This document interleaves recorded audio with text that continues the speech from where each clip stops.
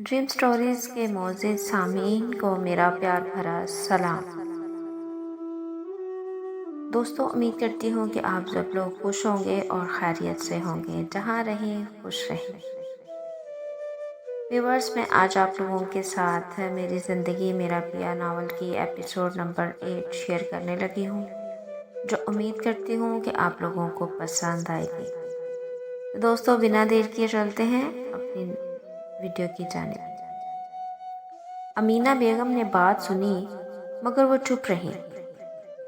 हसन साहब के जाने के बाद वो अपने बेटे की तरफ मतवज्जा हुई, जो आज इन्हें बहुत ज़्यादा डिस्टर्ब लग रहा था। ये सब करके तुम्हें क्या मिलेगा? तुम्हें शीज़ा मिल जाएगी? अमीना बेगम के सवाल पर अज़्ज़ाम ने अपनी लाल जलती हुई निगाहों से इनकी तरफ देखा, जो इसके सामने कुर्सी पर विराजमान थी।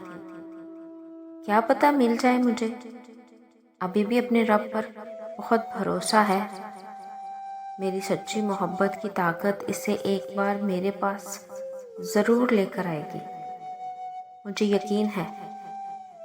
अज़्ज़ाम की बात सुनकर अमीना बेगम खौफज़दा हो गई। वो बिल्कुल भी नहीं चाहती थी कि अज़्ज़ाम कोई उल्टा सीधा काम करे और इन्हें अपने ही ख़ानदान वालों के सामने शर्मिंदगी उठानी पड़े। अज़्ज़ाम, तुम कुछ गलत नहीं करोगे। अमीना बेगम इसकी शीज़ा के लिए दीवानगी से वाकिफ़ थी, इसलिए फ़िक्रमंद लहजे में बोली थी। फ़िक्र मत करें मामा, अगर मैंने कुछ गलत करके ही इसे पाना होता तो आज शीज़ा मेरे पास होती। मेरी मोहब्बत उसके लिए बहुत खालिस है, किसी भी तरह की खोट से पाक। मैं इसे खुलूसे नीयत से ही पाना चाहता हूँ। अज़्ज़ाम के चेहरे पर तकलीफ के आसार थे, जो देखकर अमीना बेगम के सीने में दर्द उठा था।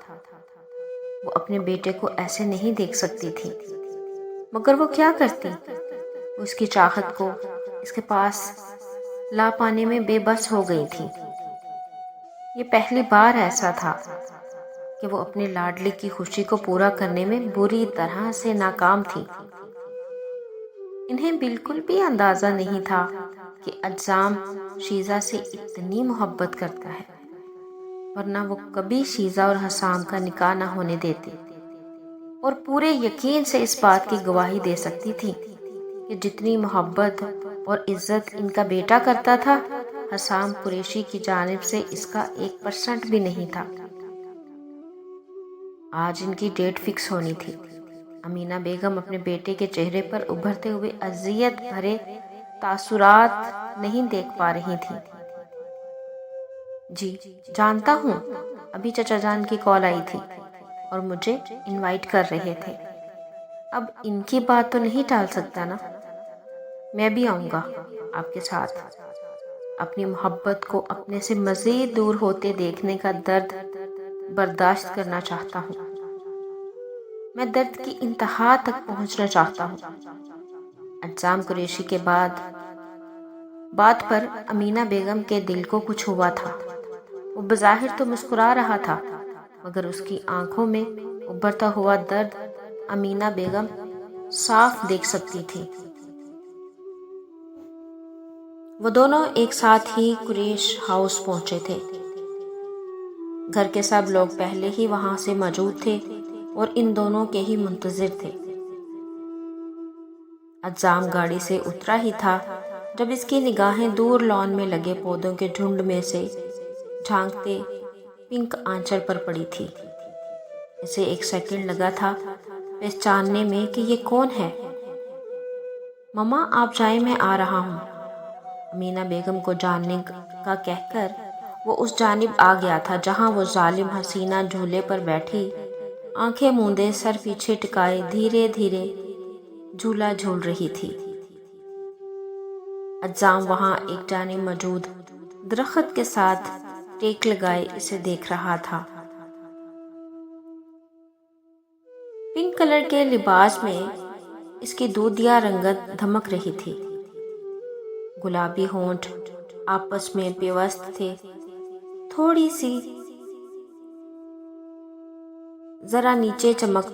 سے تھوڑا نیچے چمکتا سیاہ تل اس وقت چہرہ اوپر اٹھا ہونے کی وجہ سے واضح ہو رہا تھا۔ سیاہ گھنی زلفوں کے جال میں اس وقت چٹیا میں مقید اس کے سینے پر پڑا تھا۔ اجسام کے دل کے اکثر یہ خواہش ظاہر کی تھی کہ وہ انہیں کھلا دیکھے، مگر وہ یہ خواہش صرف اپنے دل سے ہی کر سکتا تھا۔ اتنا حق نہیں تھا اسے کہ وہ کہہ سکے، جبکہ وہیں شیزا کی آنکھوں سے بہتے آنسو اجسام کو بے چین کر گئے تھے۔ اس کی پلکیں پوری طرح بھیگی ہوئی تھیں۔ شیزا ایسے ہی بیٹھی ہوئی تھی جب اسے خود پر کسی کے گہری نگاہوں کی تپش محسوس ہوئی تھی۔ اس نے جلدی سے آنکھیں کھول دیں۔ اجسام تھوڑا پیچھے ہو کر کھڑا تھا۔ شیزا کو وہ دکھائی نہیں دے رہا تھا۔ وہ جھولے سے اٹھنے ہی لگی تھی کہ جب اس کے کانوں میں گونجتی آواز اسے خوفزدہ کر گئی تھی۔ رونے کی وجہ پوچھ سکتا ہوں؟ آج تو تمہاری زندگی کا بہت اہم دن ہے نا؟ خوش ہونا چاہیے ہے تم تو، رو کیوں رہی ہو؟ یہ بالکل سچ تھا کہ اجسام قریشی شیزا سلیمان کی آنکھوں میں آنسو کا ایک قطرہ بھی برداشت نہیں کر سکتا تھا۔ کجا کہ اس کو رونے دینا۔ مٹھیاں بھینچ کر خود پر ضبط کرتا وہ بظاہر بہت ہی نارمل لہجے میں بولا تھا۔ شیزا جو اپنے ہی دھیان میں تھی، ایک دم اس کی آواز سن کر گھبراتی جھولے سے اٹھنے کی کوشش میں ناکام ہوتی نیچے جا گری تھی۔ تم یہاں کیا کر رہے ہو؟ اجسام نے فوراً آگے آتے اس کی طرف ہاتھ بڑھایا، جسے نظر انداز کرتے وہ سخت نگاہوں سے اسے گھور کر رہ گئی تھی۔ یہ شخص کبھی اس کا پیچھا ہی نہیں چھوڑتا تھا۔ یہ میرا گھر بھی ہے، تم بھول رہی ہو شاید۔ اجسام قریشی اپنا مخصوص دھونس جماتے ہوئے لہجے میں بولا، جو شیزا کو سخت زہر لگا تھا۔ اس شخص کا ایٹیٹیوڈ الگ لیول کا ہی تھا۔ اوکے، رہو پھر یہیں۔ اس کا اپنی جانب بڑھا ہوا ہاتھ اگنور کرتی وہ نیچے سے اٹھتی جانے لگی تھی، جب اجسام قریشی نے اس کی کلائی تھام کر اس سے واپس جھولے پر پھینکا تھا۔ شیزا اس حملے کے لیے بالکل بھی تیار نہیں تھی۔ اس کی کمر بہت زور سے جھولے سے ٹکرائی تھی۔ اس نے نفرت بھری نگاہوں سے اجسام کی طرف دیکھا تھا، جو اب اس کے دونوں طرف اپنی ہتھیلیاں جماتا اس پر جھک آیا تھا۔ جھولا پیچھے کی جانب اٹھ چکا تھا۔ شیزا کے پیر ہوا میں تھے۔ اگر وہ وہاں سے اٹھنے کی کوشش کرتی تو سیدھا اجسام کے سینے سے جا لگتی۔ کیا مسئلہ ہے تمہیں؟ جانے دو مجھے یہاں سے، ورنہ میں یہ نہ ہو کہ میں چچا جان اور حسام سے تمہاری شکایت کر دوں۔ تم ایک انتہائی گھٹیا انسان ہو جسے اپنے خاندان کی عورتوں کی عزت کرنا نہیں آتا۔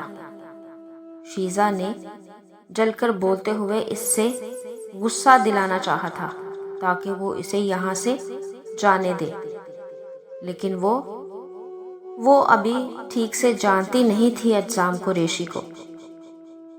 رو کیوں رہی تھی؟ کیا تمہیں کسی نے کچھ کہا ہے؟ اس کی بات کو صاف اگنور کرتے ہوئے سامنے اس کی آنکھوں میں جھانکتے ہوئے اس نے پوچھا تھا۔ اس کی نم آلودہ پلکیں اجسام قریشی کو بے چین کر رہی تھیں، جبکہ شیزا اس کے سوال پر ایک پل کے لیے ٹھہر سی گئی تھی۔ وہ جس طرح دیوانگی سے بھری نگاہوں سے اس کے چہرے کی پریشانی سموئے ہوئے تھا۔ شیزا کچھ پل کے لیے ساکت ہوئی تھی۔ ایسی فکر اس نے آج تک حسام کی آنکھوں میں اپنے لیے کبھی نہیں دیکھی تھی، جو اس کا شوہر تھا۔ کیوں بتاؤں میں تمہیں؟ کون ہو تم میرے؟ شیزا کو اس کیفیت سے نکلنے میں زیادہ وقت